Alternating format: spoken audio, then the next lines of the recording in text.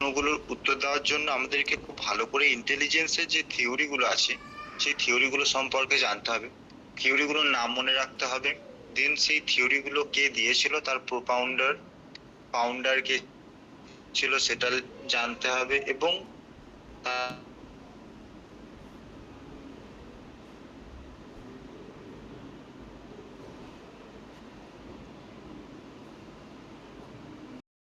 সবাই একটা জিনিস অনুমান করতে পারছি যে ইন্টেলিজেন্স বলতে এখানে বুদ্ধিমত্তা বা বুদ্ধিকে বোঝাচ্ছে। বুদ্ধি জিনিসটা কি, আমরা যখন কোনো কিছু করতে পারি, মানে কোনো কিছু কাজ আমরা যখন করতে পারি, সেই কাজটা করার জন্য যে দক্ষতা লাগে, যে অ্যাবিলিটি, সেটাকে সঠিকভাবে পরিচালনা করা, ঠিক আছে, সেই এটাকে আমরা সাধারণ ভাষায় ইন্টেলিজেন্স বলি। কিন্তু এটাকে যদি আরো একটু গভীরভাবে বা সায়েন্স, যে ইন্টেলিজেন্স হলো শেখা, যুক্তি করা, সমস্যা সমাধান করা এবং নতুন পরিস্থিতির সাথে মানিয়ে নেওয়ার ক্ষমতা। একটা জেনারেল কনসেপ্ট বা জেনারেল একটা সংজ্ঞা হচ্ছে এই ইন্টেলিজেন্সের, যেখানে কি কি জিনিস থাকছে। এক হচ্ছে শেখা, অর্থাৎ কোনো নতুন বিষয়কে শিখতে পারার একটা ক্ষমতা। যুক্তি করা, মানে কোনো একটা বিষয় যেটা আমি করছি বা করব বা যেটা হচ্ছে, তার পিছনে কি যুক্তি আছে, সেই যুক্তিটাকে বুঝতে পারা। এবং সমস্যা সমাধান করার যে একটা ক্ষমতা, মানে সেই প্রবলেমটাকে সলভ করার যে অ্যাবিলিটি সেটা, এবং নতুন পরিস্থিতির সাথে মানিয়ে নেওয়া, এটাও কিন্তু ইন্টেলিজেন্সেরই একটা পার্ট বা ইন্টেলিজেন্সের একটা ফিচার্স। কারণ আমরা দেখছি যে অনেক সময় অনেক ব্যক্তি কোনো নতুন পরিস্থিতি তারা মানিয়ে নিতে পারে না,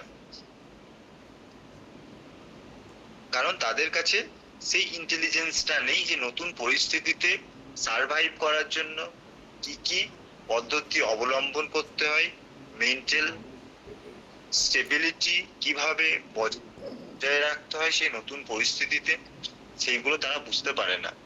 কিন্তু যাদের এই ইন্টেলিজেন্স মানে বুদ্ধিমত্তা একটু ভালো আছে, তারা কিন্তু এই জায়গাগুলোতে কোনো সমস্যার সম্মুখীন হয় না।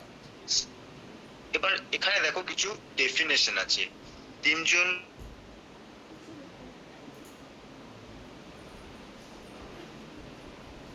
টার্ম, জাজ, আন্ডারস্ট্যান্ড অ্যান্ড রিজন।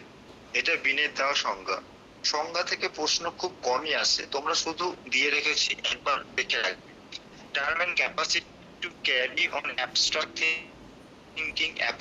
থিঙ্কিং কে বোঝার ক্ষমতায় বুদ্ধিমত্তা বলে মনে করছেন টার্ম্যান, ঠিক আছে। তো এই বিনে টার্মান এই দুজনে ইম্পর্টেন্ট, এটা জেনে রাখবো। হুইসলারের এটাকেও পড়ে রাখবে।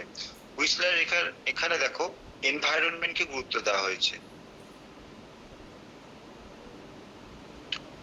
এরপর আমরা থিওরিতে চলে যাব, বেশ কয়েকটা থিওরি এখানে আমরা আলোচনা করব।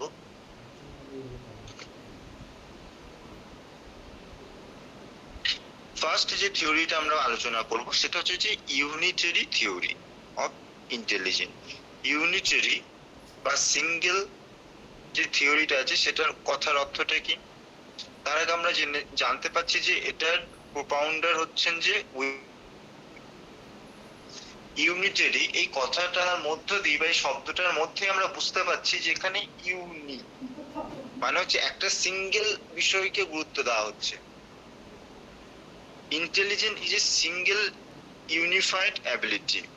একজন ব্যক্তি যদি একটি ক্ষেত্রে বুদ্ধিমান হয় তাহলে সব ক্ষেত্রেই বুদ্ধিমান হবে, অর্থাৎ বুদ্ধিকে একটা একক ইউনিট এখানে দেখা হচ্ছে। একজন ব্যক্তি বুদ্ধিমান মানে সে সব ম্যাথে, ইংলিশ ভালো গান করে কথা বলতে পারবে সাথে, এবং নিজের সাথেও ভালো করে সেলফ টক করতে পারবে পরিস্থিতির সাথে। এই রীতে বুদ্ধিকে একটা সিঙ্গেল ফ্যাক্টর, সিঙ্গেল ইউনিট হিসেবে দেখে, ঠিক আছে। কিন্তু এই যদি আমরা ক্রিটিসিজমটা দেখি, বাস্তবে কি এটা সবসময় সঠিক হয়ে থাকে? কোনো একজন ব্যক্তি ভালো গান পারলে পরে সে সবসময়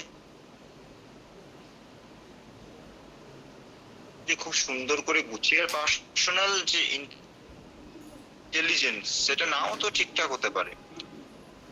সে গান গাওয়ার সময় খুব সুন্দর করে গান গাইছে, মিউজিক্যাল ইনস্ট্রুমেন্ট বাজানোর সময় খুব সুন্দরভাবে মিউজিক্যাল ইনস্ট্রুমেন্ট বাজাচ্ছে। অর্থাৎ একজন ব্যক্তি তার বুদ্ধি সমানভাবে থাকবে এমনটা নয়, কিছুটা কম বেশি থাকবেই থাকবে, তাই নাকি? এটাই এর ক্রিটিসিজম। ঠিক আছে, এই থিওরি কি বলছে সেটা আমাদেরকে জানতে হবে, আমরা কি ভাবছি বা আমরা কিভাবে বুঝছি সেটা ইম্পর্টেন্ট এখানে এই থিওরিতে কি বলছে।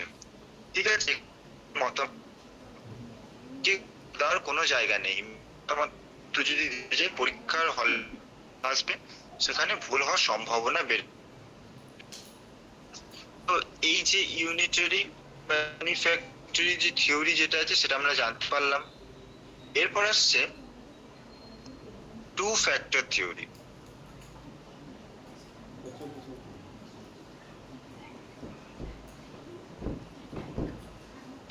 টু ফ্যাক্টর থিওরি স্পিয়ারম্যান বলছেন যে মানুষের যে ইন্টেলিজেন্স বা বুদ্ধি, এখানে দুটো ফ্যাক্টর আছে। একটা ফ্যাক্টরকে তিনি বলছেন জেনারেল ফ্যাক্টর, যেটাকে তিনি জি দিয়ে সিম্বলাইজ করছেন। এটা সব কাজের জন্য একটা সাধারণ বুদ্ধি, আমরা যেরকম সারাদিন দৈনন্দিন, এটা হচ্ছে জেনারেল ফ্যাক্টর। এই বুদ্ধিটাকে তিনি বলছেন যে জেনারেল ফ্যাক্টর। এবং আরেকটা তিনি বলছেন যে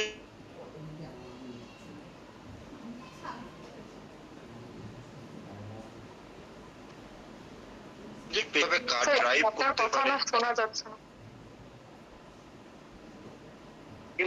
হ্যাঁ বলো। না স্যার এবার ঠিক আছে, শোনা যাচ্ছে এবার? হ্যাঁ স্যার, আপনার মিনিট দাঁড়াও, কথাটা ঠিক কেটে যাচ্ছে।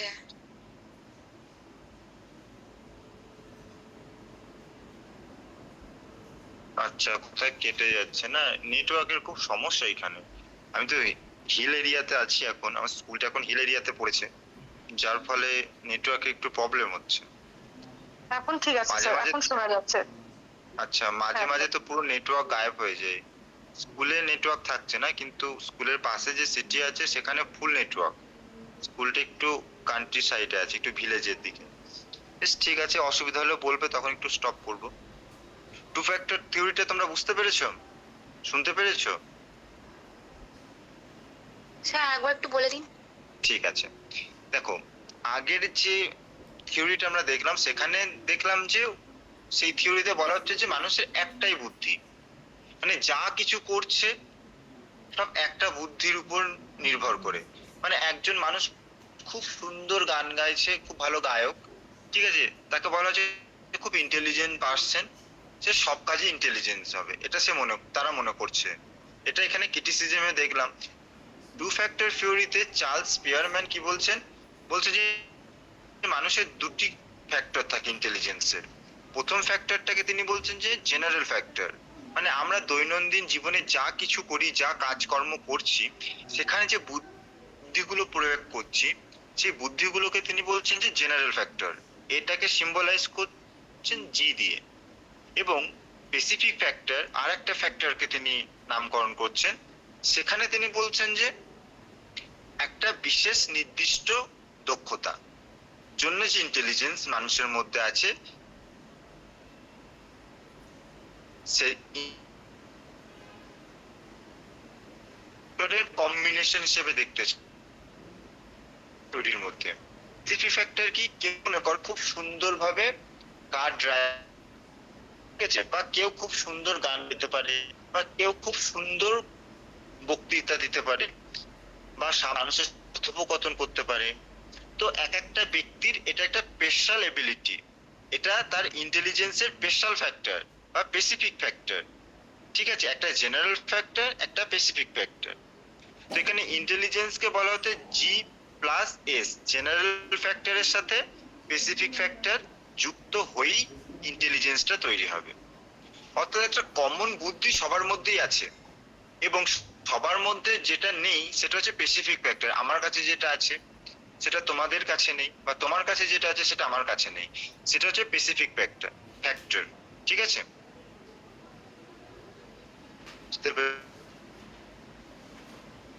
মাল্টি ফ্যাক্টর এই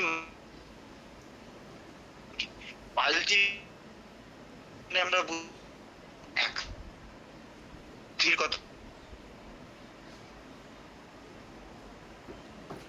ফ্যাক্টর নেই, জি মানে জেনারেল, কোনো জেনারেল ফ্যাক্টর বলে কিছু নেই এখানে।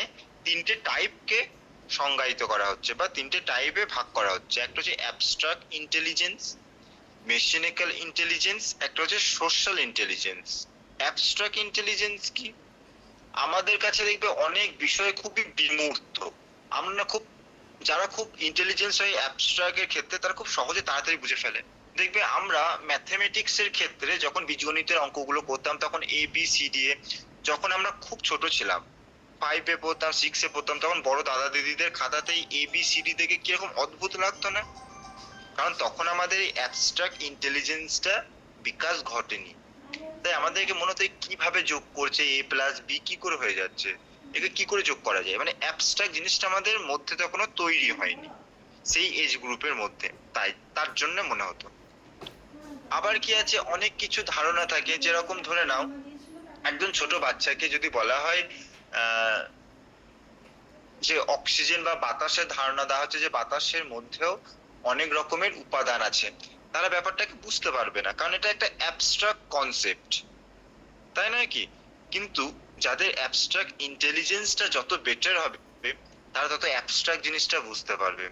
আমি এটা খুবই সাধারণ একটা উদাহরণ দিলাম, আরো বেটার উদাহরণ হতে পারে, দেখো অনেক বড় বড় বিজ্ঞানী তারা কোনো একটা বিষয়কে দেখে একটা জিনিসকে অনুমান করতে পারছে, মানে তাদের মধ্যে কিন্তু একটা অ্যাবস্ট্রাক্ট ইন্টেলিজেন্স আছে, মানে কয়েকটা ফ্যাক্টরকে দেখে আর একটা ফ্যাক্টরকে তারা অনুমান করে নিতে পারছে, যেটাকে সে চোখে দেখতে পাচ্ছে না, সেটা অ্যাবস্ট্রাক্ট ভাবে বিষয়টা তাদের মাথাতে চলে আসছে। আবার ধরে নাও বিভিন্ন গোয়েন্দা যারা কাজ করে বা ইন্টেলিজেন্স ডিপার্টমেন্টে যারা কাজ করে, তারা বিভিন্ন তথ্যকে যাচাই করার পর একটা নতুন একটা ফিগারকে তারা খুঁজে পায় বা নতুন একটা সিচুয়েশনকে তারা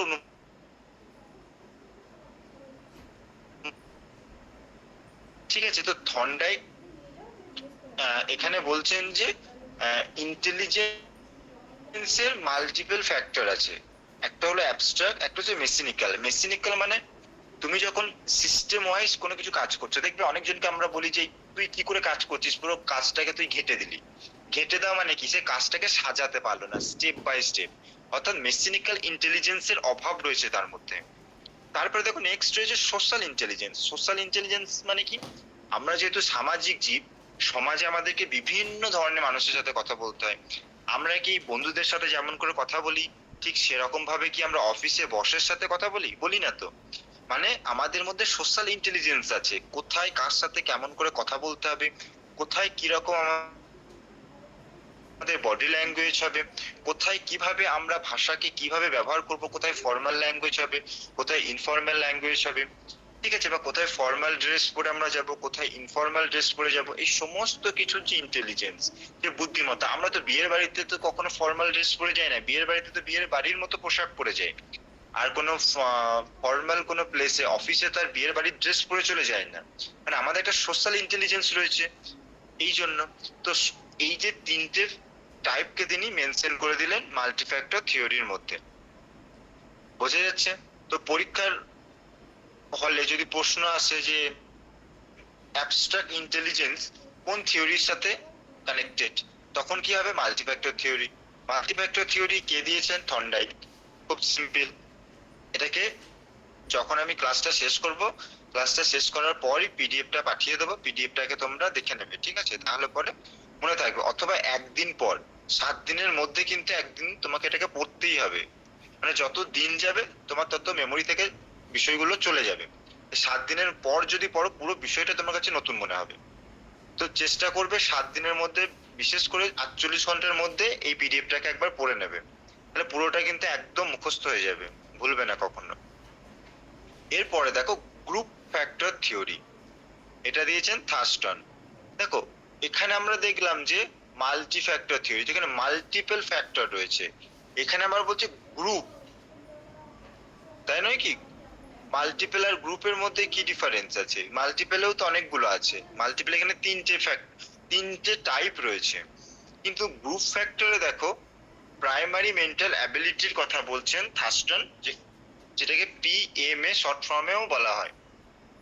এখানে 7টা প্রাইমারি মেন্টাল অ্যাবিলিটির কথা বলছেন, অর্থাৎ একজন মানুষ তখনই বুদ্ধিমান হবে যখনই 7টা জিনিস তার মধ্যে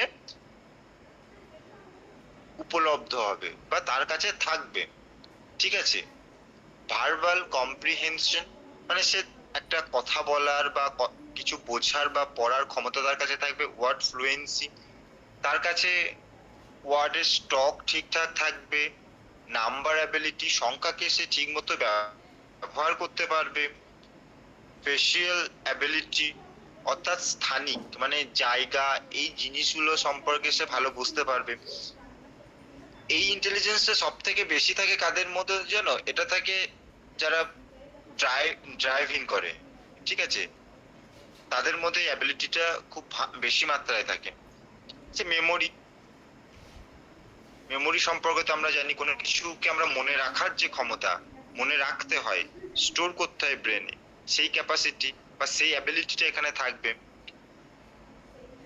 তারপরে হচ্ছে যে পারসেপচুয়াল স্পিড, মানে হচ্ছে যে একটা স্পিড থাকবে। অনেকজন থাকে দেখবে খুব ধীরে বোঝে, আমরা তাদেরকে খুব বলি যে তুই লেটে বুঝিস কেন এত, মানে সে বোঝার যে ক্ষমতা, সেই স্পিডটা তার থাকে। বা কোন জিনিসকে সে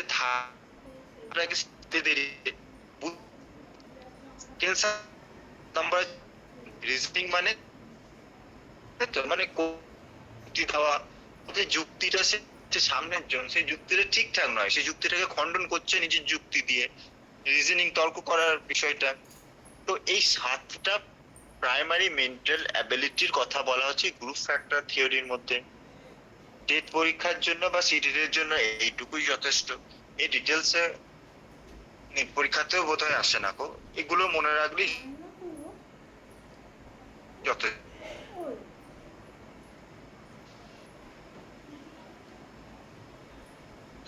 শোনা যাচ্ছে না স্যার। ইন্টেলেক্ট,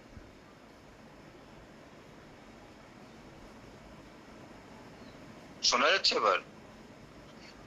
স্যার হ্যাঁ, এবার শোনা। 7টা পার্ট কেউ কি মনে না করে?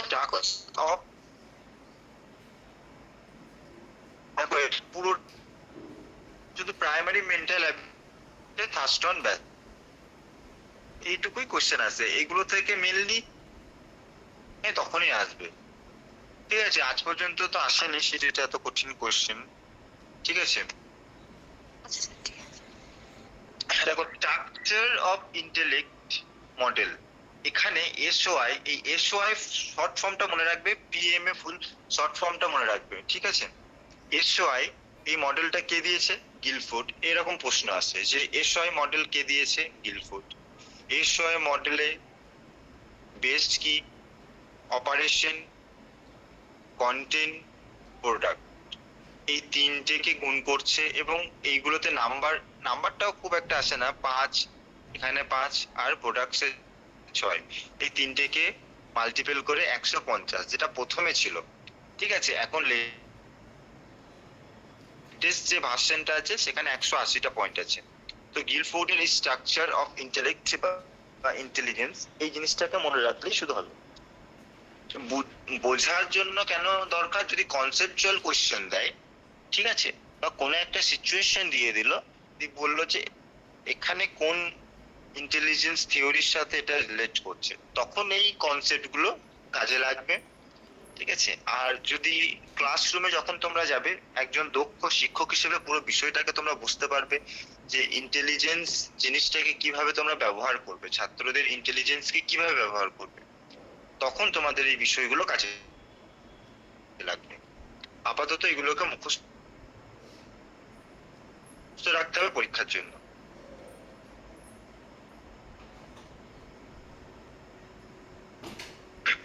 ঠিক আছে, এটা দেখলাম। এবার দেখো 8 মাল্টিপল ইন্টেলিজেন্স, এইটা খুব ইম্পর্টেন্ট।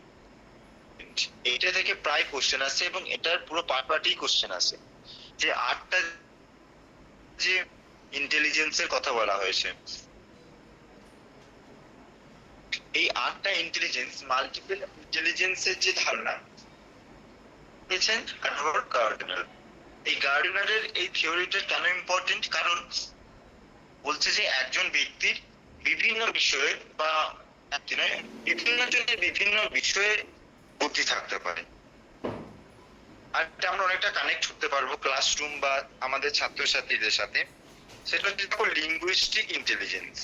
লিঙ্গুইস্টিক মানেই বুঝতে পারছি যে একটা ভাষা বা কথোপকথন,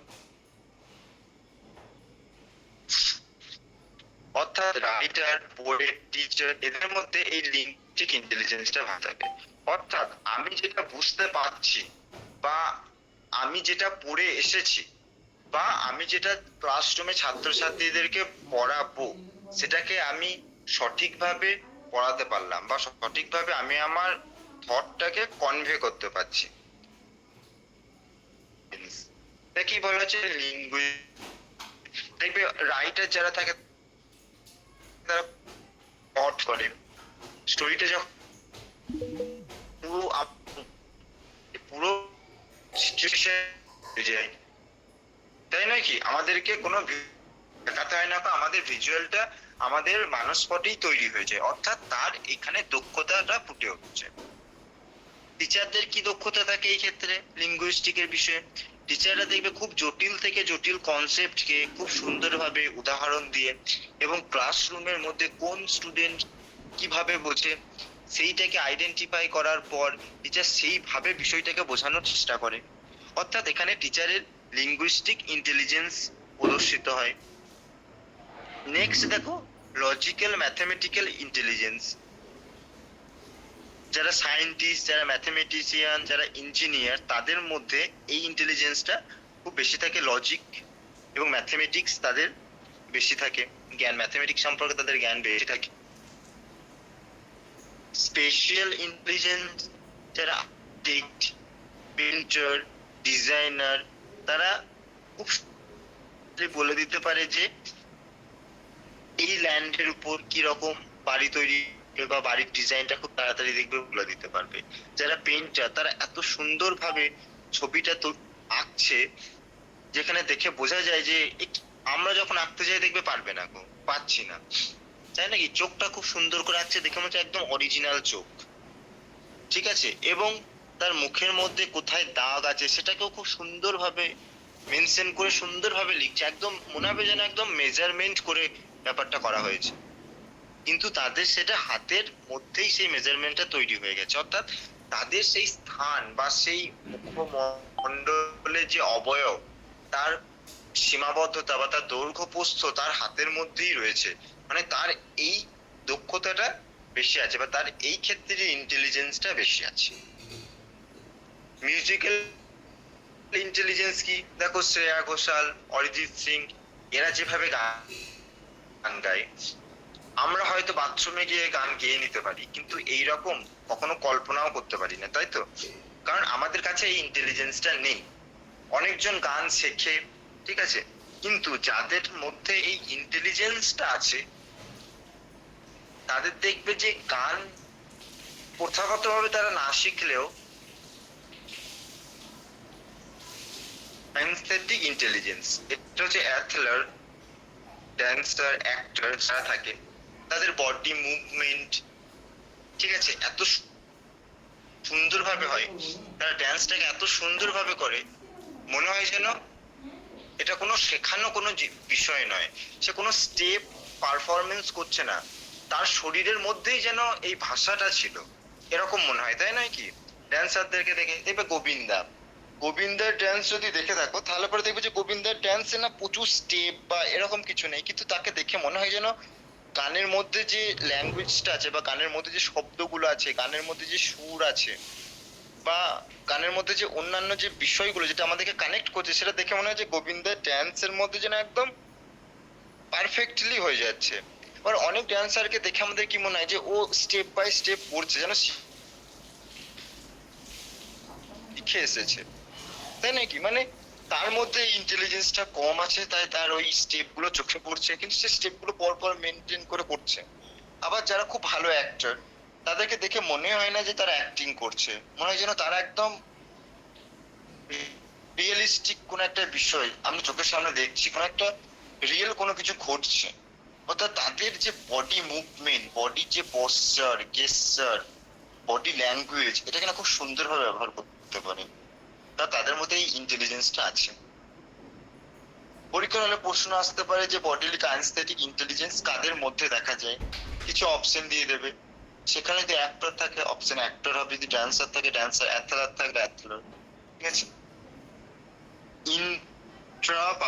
ইন্টারপার্সোনাল এখানে, এরপরে আছে ইন্টারপার্সোনাল।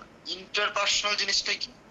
ইন্টারপার্সোনাল মানে দেখো আমার সাথে তোমার কথোপকথন, এটা হচ্ছে যে ইন্টারপার্সোনাল। আমি আমার সামনের ব্যক্তির আমি আমার কথাটা বা আমি যেটা বলতে চাইছি সেটা কতটা ভালো করে বোঝাতে পারছি, এবং আমার সামনের মানুষ যে কথাটা বলছে সেটা আমি কতটা ভালো বুঝতে পারছি। আর শুধু তাই নয়, আমি সারাক্ষণ বলে যাচ্ছি আমার কথা, তার কথা শুনছি না, সে বিরক্ত হয়ে যাচ্ছে, মানে আমাদের কমিউনিকেশনটা ইন্টারেস্টিং হচ্ছে না। যাদের এই দক্ষতা থাকে তাদের সাথে দেবে কথা বলে খুবই আনন্দ অনুভব হয়, এবং তাদের কথা একদম খুব শর্টে বললেও বুঝতে পারি আমরা। কিছু মানুষ থাকে প্রচুর বলে গেল কিন্তু শেষে মনে হয় কি বললো বোঝাই গেল না। আবার অনেক মানুষ থাকে প্রচুর বললো কিন্তু মনে হলো এই সামান্য কথাটার জন্য এত কি দরকার ছিল। আর কিছু মানুষ থাকে খুব শর্টে এত সুন্দরভাবে বুঝিয়ে দিল, মানে তার মধ্যেই ইন্টেলিজেন্সটা আছে, ইন্টারপার্সোনাল ইন্টেলিজেন্সটা। তো কাদের মধ্যে এটা থাকে? যারা লিডার, যে লিডারশিপে বেশি, একজন লিডার অনেক মানুষকে কানেক্ট করতে পারে, একসাথে অনেক মানুষের উপর প্রভাব বিস্তার করতে পারে, ঠিক আছে। অর্থাৎ মানুষদের মনোভাব সে বুঝতে পারছে অনেক মানুষের। যারা কাউন্সিলরদেরকে আমরা জানি যারা কোনো বিষয়ে আপসেট থাকে, ঠিক আছে, মনের কোনো সমস্যা থাকে, তারা যখন কাউন্সিলরের কাছে যায়, কাউন্সিলর সামনের মানুষের সাথে কথা বলে তার সমস্যার যে এক কারণ হচ্ছে, তার সোর্সটা কোথায়, উৎপত্তি, যে পেশেন্ট সে কিন্তু গিয়ে বলে দেয় না যে আমার এই কারণে এই সমস্যাটা হয়। ইন্টেলিজেন্সের কারণে সেটাকে বা আইডেন্টিফাই করতে। ইন্টারপার্সোনাল ইন্টেলিজেন্স কি? নিজেকে নিজের বোঝা। আজকে আমার মন খারাপ কেন, আমি কেন এত কষ্ট পাচ্ছি, এটা যখন আমি নিজে বুঝতে পারবো তখন আমি সেইটার উপর কাজ করতে, আচ্ছা এই কারণের জন্য আমার কষ্ট হচ্ছে, তাহলে এইটা কি কষ্ট পাওয়াটা কি সঠিক, নাকি এটা একটা মনের একটা ধারণা জাস্ট, এইখানে কি যুক্তি আছে মন খারাপ করার, নাকি এটা এমনি মন খারাপ করছে, এটা বোঝার যে ক্ষমতা সেটা হচ্ছে ইন্ট্রাপার্সোনাল, নিজেকে বুঝতে পারছি। অনেক সময় কি হয়, কোনো একটা বিষয় আমি অন্য কারোর সাথে আলোচনা করতে পারছি না, করা যাবে না এই মুহূর্তে, বা সেরকম কেউ অ্যাভেলেবেল নেই, তখন আমি নিজের সাথে আলোচনা করছি, নিজেকে বিভিন্ন যুক্তি দিচ্ছি, ঠিক আছে। তো এই যে নিজেকে বোঝা এবং নিজেকে বোঝানো, এই যে ক্যাপাসিটি, এই যে ক্ষমতা, এইটা হচ্ছে যে ইন্ট্রাপার্সোনাল। যেমন এখানে দেখো বলেছে সেলফ অ্যাওয়ারনেস মানে নিজেকে বোঝা এবং নিজের থেকে কোনো কিছু বোঝা, এবং সেলফ রিফ্লেকশন,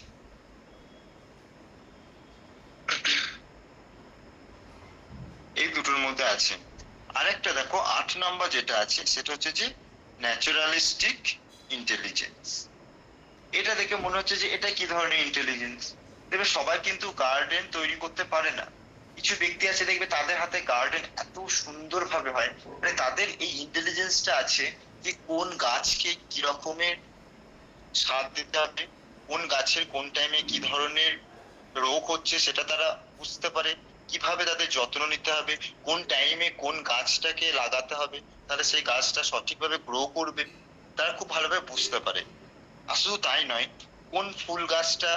কোন গাছটা কোথায় কেমন ভাবে রাখলে পরে সেই পুরো বাগানটাকে সুন্দর দেখাবে, বা কোনো পটে লাগানো বা কোনো ফুলের টবে লাগানো ফুল গাছটা বাড়ির কোন পজিশনে কোন ফুল গাছটা রাখলে পরে খুব সুন্দর হবে, এই যে ন্যাচারালিস্টিক যে ধারণাগুলো তার মধ্যে আছে, কারণ তার মধ্যে এই ইন্টেলিজেন্সটা আছে। যারা বোটানিস্ট, মানে যারা উদ্ভিদ নিয়ে আলোচনা করে, তারা জানে যে কোন গাছের কি সমস্যা বা কোন গাছের জন্য কি লাগবে। এনভায়রনমেন্ট নিয়ে যারা কাজ করে তারা জানছে, তাদের মধ্যে ইন্টেলিজেন্সটা আছে যে কোন এনভায়রনমেন্টে কোন গাছটা স্টে করবে বা কোন গাছটা এই পরিবেশে লাগালে পরে এনভায়রনমেন্ট আরো সুন্দর হবে। যেমন নিম গাছ অনেক বেশি অক্সিজেন দেয়, তাই তো। তারপরে ঘরের মধ্যে দেখবে অনেক রকমের প্ল্যান্ট আছে যেগুলোকে লাগানোর জন্য বলা হয়, যেখানে ইনডোর পলিউশন কম হয়, ঘরের মধ্যে অক্সিজেনের লেভেল বেড়ে যায়, ঠিক আছে। তো এটা আমাদেরকে মনে রাখতে হবে।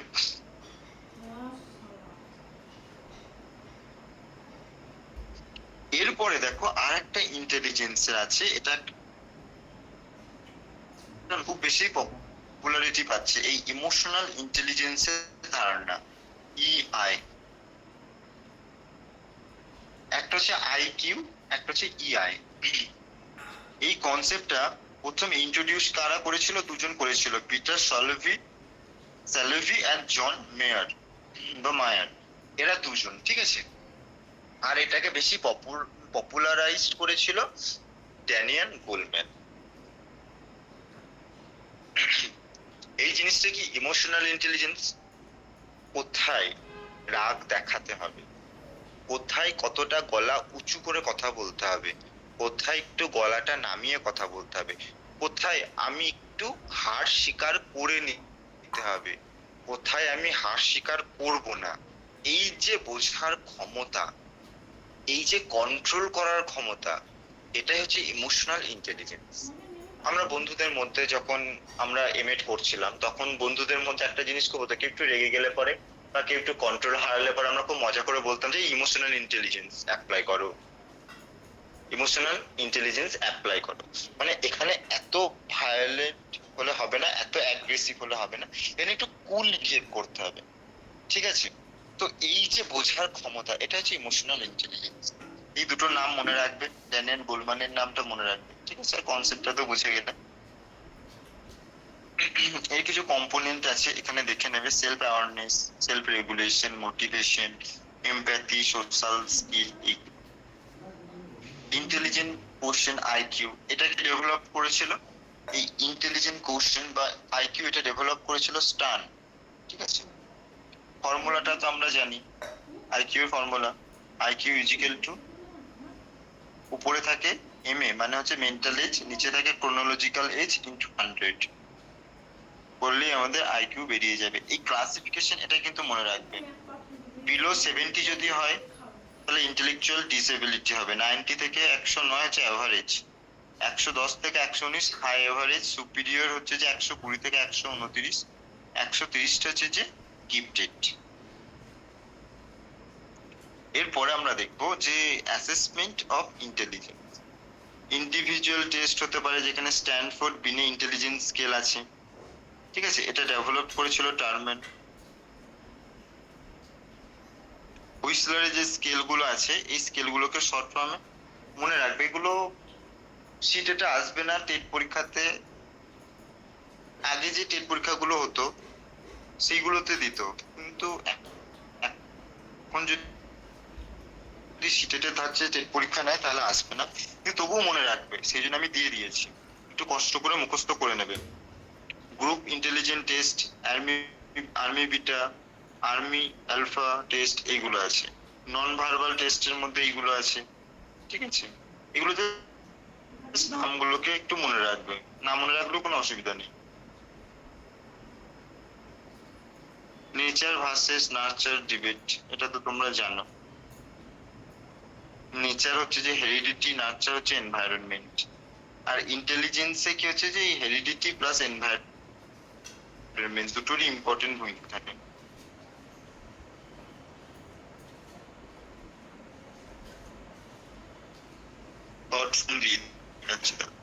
তোমাদের পড়াশোনা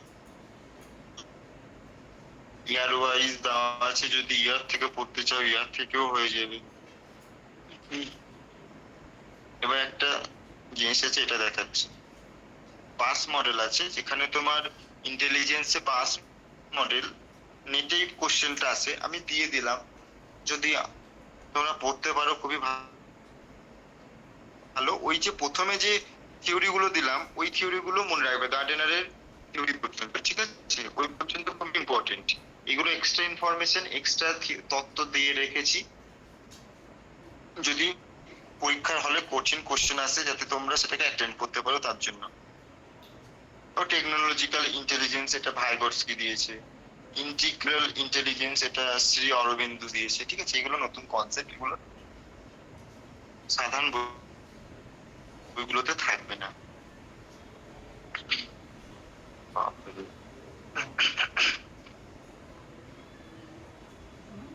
ঠিক আছে, এটা আমাদের হয়ে গেল থিওরি পার্টটা। এবার আমরা কোশ্চেন অ্যান্সার নিয়ে আলোচনা করব। তোমরা সবাই বুঝতে পেরেছো?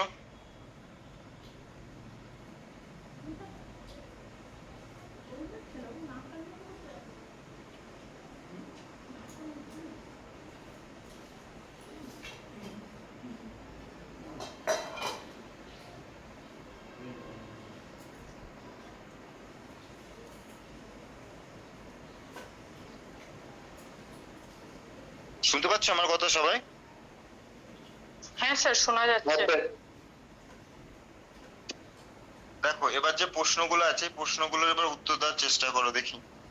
Which one of the following is not a part of Sternberg-Tarski theory of intelligence? টায়ারবার্গ তিনটে টাইপের কথা বলেছিল না ইন্টেলিজেন্সের? কি কি ঠিক ছিল? এপিসি বলে দিলাম, এরপরে কোনটা হবে না বলো? Special intelligence. ঠিক। এপিসি, এটা মনে রাখবে। A for analytical, B for practical, C for creative.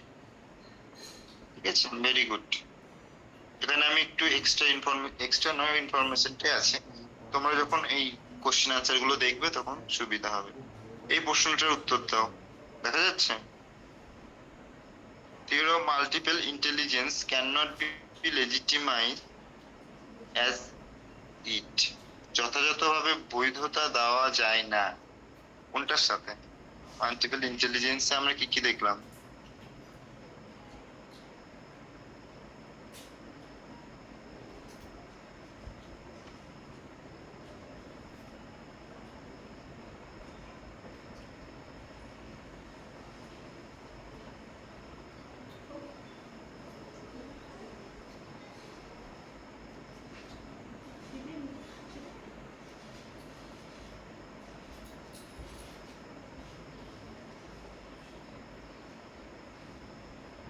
Measure differing intelligence as there are no specific tests. কেন আছে এখানে দেখবে পুরোটা? Sir option B. দেখলে বুঝতে পারবে। এবার এটা বলো, ম্যাচ করো দেখি। হ্যাঁ, অপশন বি ঠিক। এইটার বলছো 3 নাম্বার? আগেরটার অপশন বি ছিল, দুইটার এটা। হ্যাঁ স্যার, আগেরটা বললাম আমি। ঠিক বলেছো। লেখাগুলো দেখো, ক্লিয়ার। এটা করতে পারবে। হ্যাঁ, বি। এইটা দেখো করতে পারবে। মিউজিক্যালের সাথে কোনটা হবে? থেরাপিস্ট, পোয়েট, নাকি? হ্যাঁ, ভায়োলিনিস্ট, যেটা। ঠিক। Linguistic, poet. Very good, poet. ইন্টারপার্সোনালটা হচ্ছে ইন্টারপার্সোনাল কালচার। না, হ্যাঁ থেরাপিস্ট, হ্যাঁ স্পেশালটা, হ্যাঁ অ্যাথলিট আর থেরাপিস্ট আর স্কাল্পচার। ঠিক। হ্যাঁ, অ্যাথলেটটাও হবে, যে কাপচার আছে সেটাও হবে, এটাও হবে।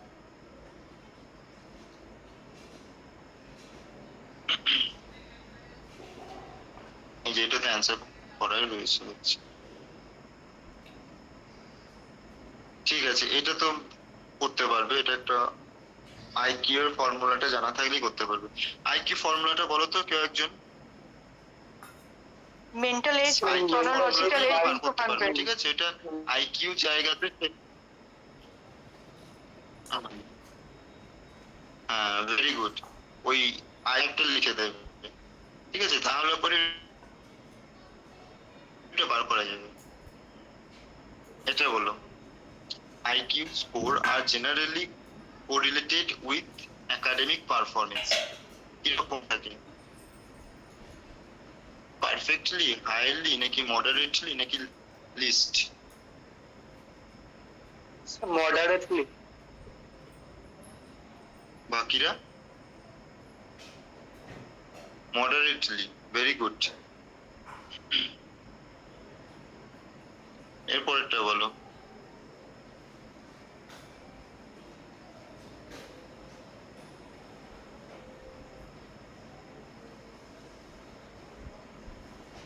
স্যার অপশন বি মনে হচ্ছে।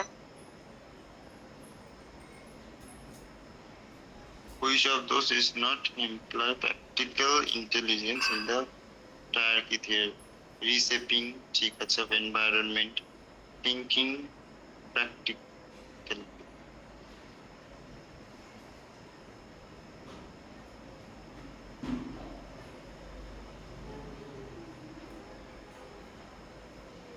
Very good. Thinking practically about oneself only.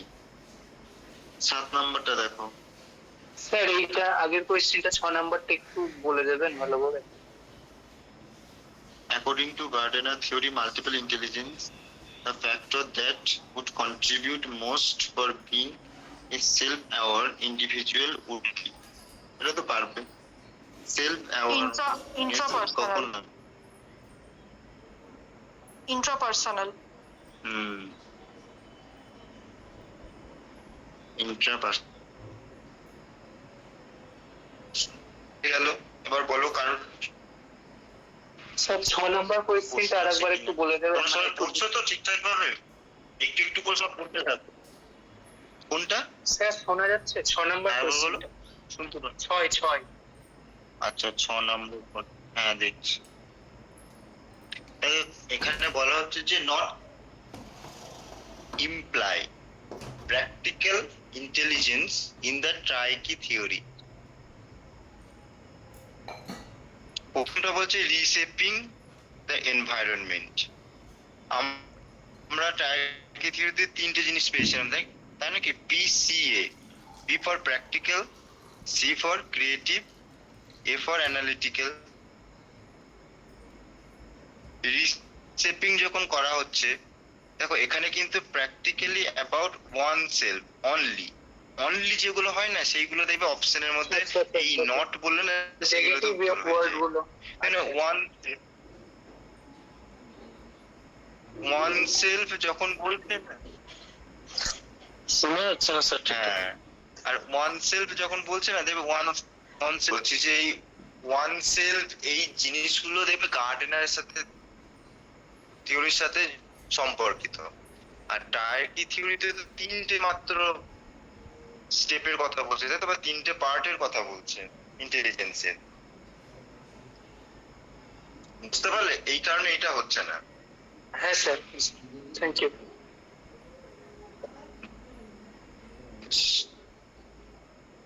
ঠিক আছে, তাহলে পরে তোমরা তোমাদের যে পিডিএফ গুলো দিচ্ছি সেগুলো কিন্তু পড়বে ঠিকঠাক করে, নাহলে কিন্তু ভুলে যাবে, মনে রাখতে পারবে না। কারণ অনেক পিডিএফ হবে, অনেক তখন জমে যাবে। একটু একটু করে পড়ো।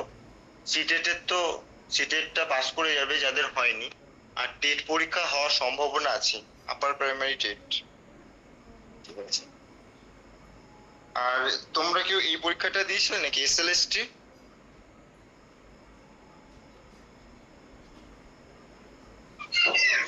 দিয়েছিলাম, হয়নি। বেশ, ঠিক আছে, তাহলে তো খুব ভালো করে টেটটার জন্য প্রিপারেশন নিতে হবে, কারণ নেক্সট হলে পরে টেটই হবে, আপার প্রাইমারি টেট হবে। আপনার কি স্যার এসএসসিটা হলো নাকি? আপনার কি এসএসসিটাতে জয়েন হলো স্যার? না না, SSC-টাতে জয়েন হয়নি, আমার 9-10-এ হয়েছে। 9-10-এ ইন্টারভিউটা এখনো বাকি আছে, হয়নি। আমি এইটাতে আছি JNB-তে, নবোদয়ে। ও 9-10-এ, মানে 9-10-এ কি এডুকেশন ছিল না অন্য সাবজেক্ট? অন্য সাবজেক্ট, হিস্ট্রিতে। ও আচ্ছা আচ্ছা। আচ্ছা আচ্ছা। আমার দুটো সাবজেক্টে মাস্টার্স করা আছে, ও এডুকেশনেও আছে, হিস্ট্রিতেও আছে। বেশ,